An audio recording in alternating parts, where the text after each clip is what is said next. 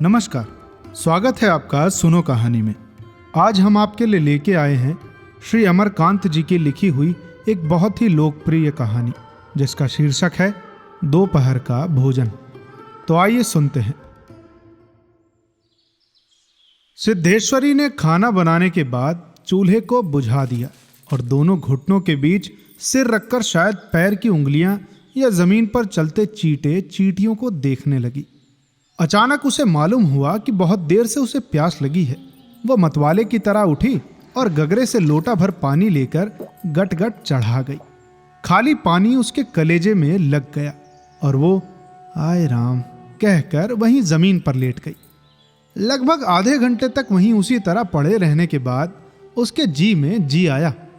वो बैठ गई, आंखों को मलमल कर इधर उधर देखा और फिर उसकी दृष्टि ओसारे में अध टूटे खटोले पर सोए अपने 6 वर्षीय लड़के प्रमोद पर जम गई।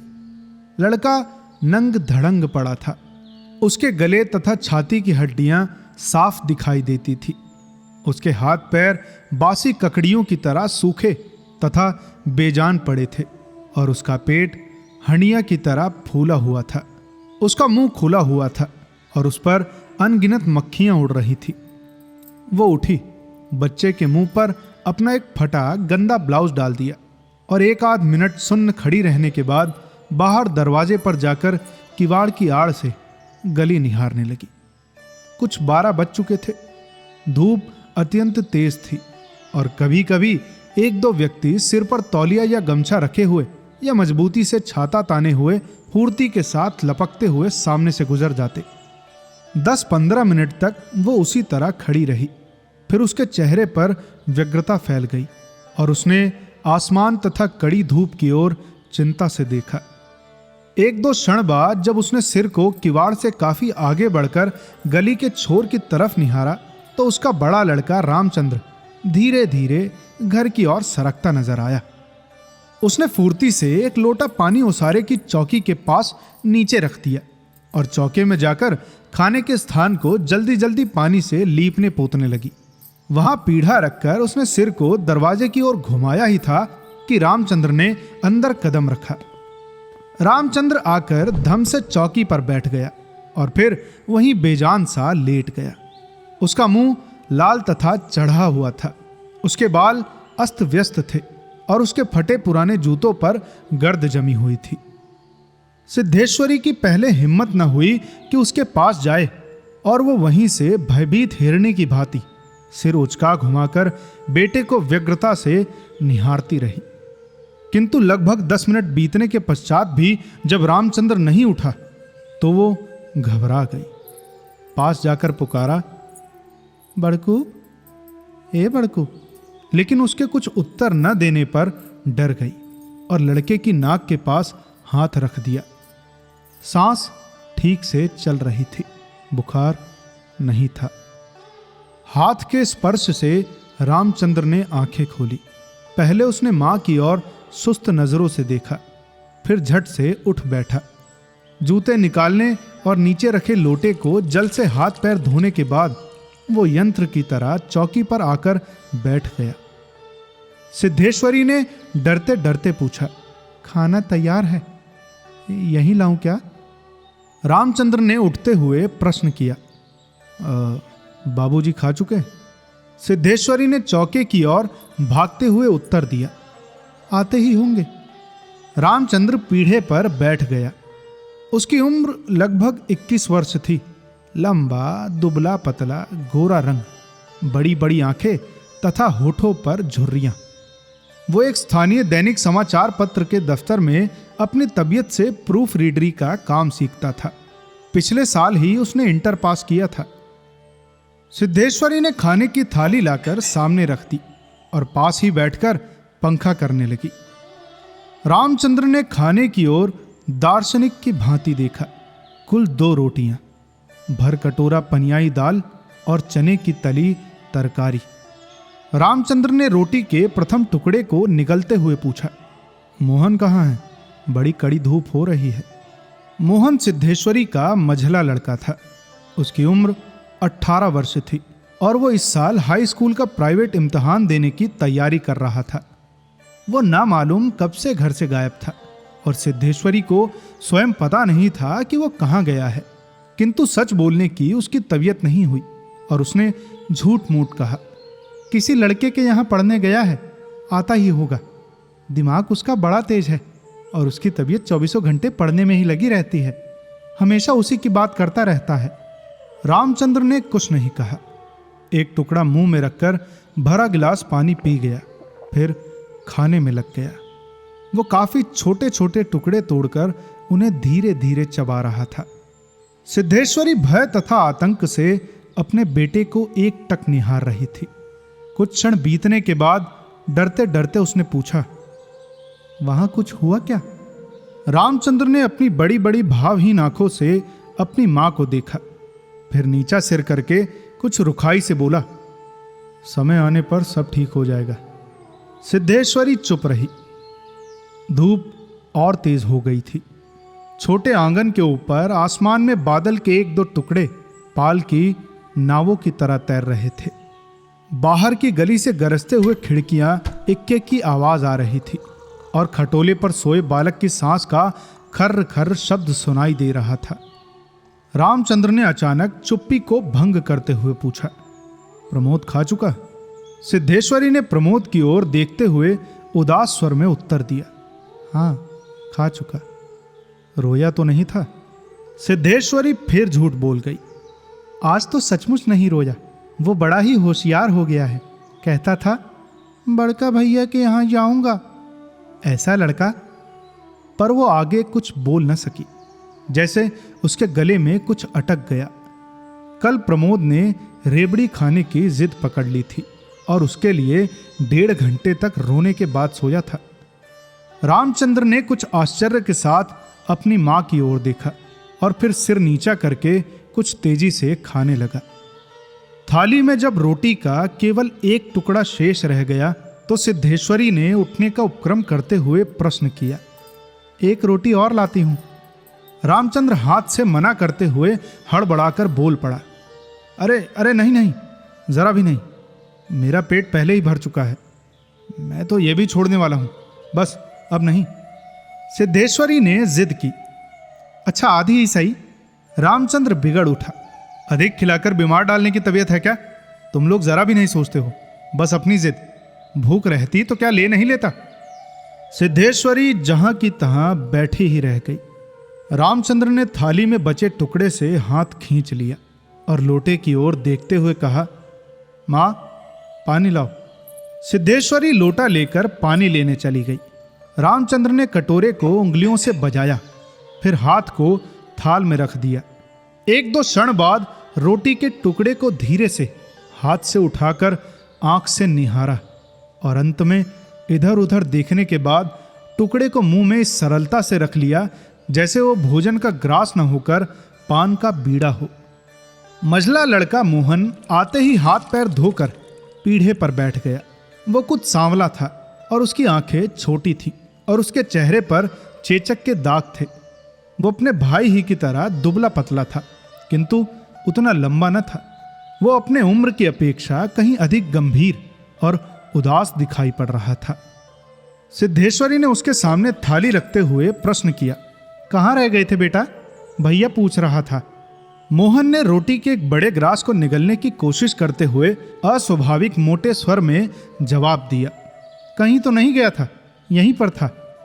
सिद्धेश्वरी वहीं बैठकर पंखा डुलाती हुई इस तरह बोली जैसे स्वप्न में बड़बड़ा रही हो।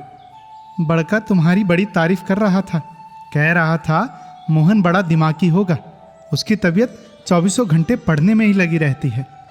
यह कहकर उसने अपने मझले लड़के की ओर इस तरह देखा जैसे उसने कोई चोरी की हो। मोहन अपनी मां की ओर देखकर फीकी हंसी हंस पड़ा और फिर खाने में जुट गया। वो परोसी गई 2 रोटियों में से एक रोटी कटोरे की 3/4 दाल तथा अधिकांश तरकारी साफ कर चुका था। सिद्धेश्वरी की समझ में नहीं आया कि वो क्या करे। इन दोनों लड़कों से उसे बहुत डर लगता था। अचानक उसकी आंखें भर आई। वो दूसरी ओर देखने लगी। थोड़ी देर बाद उसने मोहन की ओर मुंह फेरा तो लड़का लगभग खाना समाप्त कर चुका था। सिद्धेश्वरी ने चौंकते हुए पूछा। एक और रोटी देती हूं। मोहन ने रसोई की ओर रहस्यमयी नेत्रों से देखा, फिर सुस्त स्वर में बोला, नहीं। सिद्धेश्वरी ने गिड़गिड़ाते हुए कहा, नहीं बेटा, मेरी कसम, थोड़ी ही ले लो। तुम्हारे भैया ने एक रोटी ली थी। मोहन ने अपनी मां को गौर से देखा, फिर धीरे धीरे इस तरह उत्तर दिया जैसे कोई शिक्षक अपने शिष्य को समझाता है, नहीं रे, बस अव्वल तो अब भूख नहीं, फिर रोटियां तूने ऐसी बनाई है कि खाई नहीं जाती, न मालूम कैसी लग रही है। खैर, अगर तू चाहती ही है तो कटोरे में थोड़ी दाल दे दे, दाल बड़ी अच्छी बनी है। सिद्धेश्वरी से कुछ कहते न बना और उसने कटोरे को दाल से भर दिया।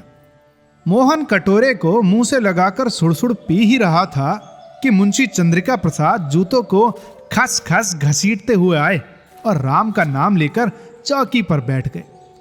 राम राम। सिद्धेश्वरी ने माथे पर साड़ी को कुछ नीचे खिसका लिया और मोहन दाल को एक सांस में पीकर तथा पानी के लोटे को हाथ में लेकर तेजी से बाहर चला गया। 2 रोटियां, कटोरा भर दाल तथा चने की तली तरकारी। मुंशी चंद्रिका प्रसाद पीढ़े पर पालथी मारकर बैठे रोटी के एक एक ग्रास को इस तरह चुभला चबा रहे थे जैसे बूढ़ी गाय जुगाली करती है। उनकी उम्र यही कुछ 45 वर्ष के लगभग थी, किंतु 50-55 के लगते थे। शरीर का चमड़ा झूलने लगा था। गंजी खोपड़ी आईने की भांति चमक रही थी। गंदी धोती के ऊपर अपेक्षाकृत कुछ साफ बनियान तार तार लटक रही थी। मुंशी जी ने कटोरे को हाथ में लेकर दाल को थोड़ा सुड़कते हुए पूछा, बड़का दिखाई नहीं दे रहा। सिद्धेश्वरी की समझ में नहीं आ रहा था कि उसके दिल में क्या हो गया है, जैसे कुछ काट रहा हो। वो पंखे को जरा और जोर से घुमाती हुई बोली, अभी अभी खाकर काम पर गया है, कह रहा था कुछ दिनों में नौकरी लग जाएगी। हमेशा बाबूजी बाबूजी किए रहता है। बोला बाबूजी देवता के समान है। मुंशी जी के चेहरे पर कुछ चमक आई। शर्माते हुए पूछा, क्या कहता था कि बाबूजी देवता के समान है? बड़ा पागल है। सिद्धेश्वरी पर जैसे नशा चढ़ गया था। उन्माद की रोगिणी की भांति बड़बड़ाने लगी। पागल नहीं है, बड़ा होशियार है। उस जमाने का कोई महात्मा है। मोहन तो उसकी बड़ी इज्जत करता है। आज कह रहा था कि भैया की शहर में बड़ी इज्जत होती है, पढ़ने लिखने वालों में बड़ा आदर होता है और बड़का तो छोटे भाइयों पर जान देता है। दुनिया में वो सब कुछ सह सकता है, पर यह नहीं देख सकता कि उसके प्रमोद को कुछ हो जाए। मुंशी जी दाल लगे हाथ को चाट रहे थे। उन्होंने सामने की ताक की ओर देखते हुए कुछ हंस कर कहा, बड़का का दिमाग तो खैर काफी तेज है। वैसे लड़कपन में बड़ा नटखट भी था, हमेशा खेल कूद में लगा रहता था। लेकिन यह भी बात थी कि जो सबक मैं उसे याद करने को देता था उसे बर्राक रखता था। असल तो यह है कि तीनों लड़के काफी होशियार हैं। प्रमोद को कम समझती हो? यह कहकर वो अचानक जोर से हंस पड़े। मुंशी जी 1.5 रोटी खा चुकने के बाद एक ग्रास से युद्ध कर रहे थे। कुछ कठिनाई होने पर एक गिलास पानी चढ़ा गए, फिर खर खर खांस कर खाने लगे। फिर थोड़ी देर चुप्पी छा गई। दूर से किसी आटे की चक्की की पुक पुक आवाज सुनाई दे रही थी और पास के नीम के पेड़ पर बैठा कोई पंडुक लगातार बोल रहा था। सिद्धेश्वरी की समझ में नहीं आ रहा था कि क्या कहे। वो चाहती थी कि सभी चीजें ठीक से पूछ ले, सभी चीजें ठीक से जान ले और दुनिया की हर चीज पर पहले की तरह धड़ल्ले से बात करे, पर उसकी हिम्मत नहीं होती थी। उसके दिल में न जाने कैसा भय समाया हुआ था। अब मुंशी जी इस तरह चुपचाप दुबके हुए खा रहे थे जैसे पिछले 2 दिनों से मौन व्रत धारण कर रखा हो और उसको कहीं जाकर आज शाम को तोड़ने वाले हों। सिद्धेश्वरी से जैसे रहा नहीं गया। बोली, मालूम होता है अब बारिश नहीं होगी। मुंशी जी ने एक क्षण के लिए इधर उधर देखा, फिर निर्विकार स्वर में राय दी, हाँ, मक्खियां बहुत हो गई हैं। सिद्धेश्वरी ने उत्सुकता प्रकट की, फूफा जी बीमार हैं, कोई समाचार नहीं आया? मुंशी जी ने चने के दानों की ओर इस दिलचस्पी से दृष्टिपात किया जैसे उनसे बातचीत करने वाले हों। फिर सूचना दी, गंगाशरण बाबू की लड़की की शादी तय हो गई है। लड़का एमए पास है। सिद्धेश्वरी हठात चुप हो गई। उसके बाद मुंशी जी भी आगे कुछ नहीं बोले। उनका खाना समाप्त हो गया था और वे थाली में बचे खुचे दानों को बंदर की तरह बीन रहे थे। तभी सिद्धेश्वरी ने पूछा, बड़का की कसम, एक रोटी देती हूं, अभी बहुत सी हैं। मुंशी जी ने पत्नी की ओर अपराधी के समान तथा रसोई की ओर कनखी से देखा। तत्पश्चात किसी घुटे उस्ताद की भांति बोले, रोटी रहने दो, अब पेट काफी भर चुका है। अन्न और नमकीन चीजों से तबीयत ऊब गई है। तुमने व्यर्थ में कसम धरा दी। खैर, कसम रखने के लिए ले रहा हूं। गुड़ होगा क्या? सिद्धेश्वरी ने बताया कि हंडिया में थोड़ा सा गुड़ है। मुंशी जी ने उत्साह के साथ कहा, तो थोड़े गुड़ का ठंडा रस बनाओ, पीऊंगा। तुम्हारी कसम भी रह जाएगी और जायका भी बदल जाएगा, साथ ही साथ हाजमा भी दुरुस्त होगा। हाँ, अब रोटी खाते खाते नाक में दम आ गया है। यह कहकर वो ठहाका मारकर हंस पड़े। मुंशी जी के निबटने के पश्चात सिद्धेश्वरी उनकी जूठी थाली लेकर चौके की जमीन पर बैठ गई।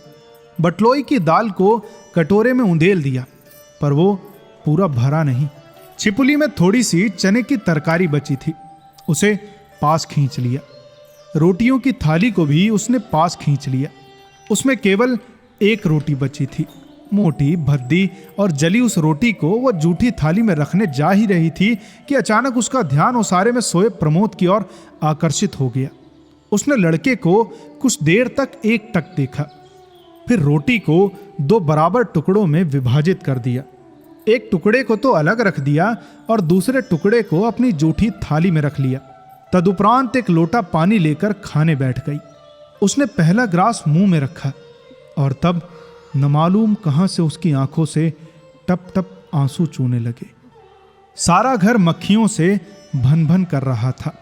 आंगन की अलगनी पर एक गंदी साड़ी टंगी थी जिसमें कई पैबंद लगे हुए थे। दोनों बड़े लड़कों का कहीं पता नहीं था। बाहर की कोठरी में मुंशी जी औंधे मुंह होकर निश्चिंतता के साथ सो रहे थे, जैसे 1.5 महीने पूर्व मकान किराया नियंत्रण विभाग की क्लर्की से उनकी छटनी न हुई हो और शाम को उनको काम की तलाश में कहीं जाना न हो। तो ये थी आज की कहानी। हमें कमेंट में ज़रूर बताएं कि ये कहानी आपको कैसी लगी। और भी अन्य कहानियों के लिए सब्सक्राइब करें चैनल को। मिलते हैं आपसे अगली कहानी में। सुनते रहिए सुनो कहानी को। धन्यवाद।